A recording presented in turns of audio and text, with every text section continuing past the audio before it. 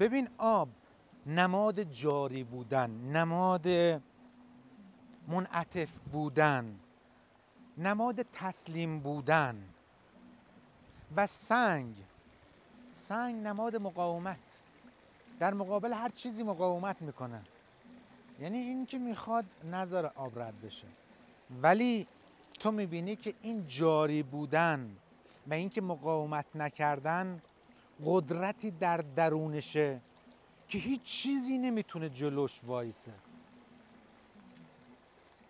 پس وقتی که تو رها میشی و ایمان داری، یه هوشمندی وجود داره که کار رو انجام میده، میبینی که همه چیز به راحتی داره برای تو انجام میشه. پس رها باش، جاری باش مثل آب.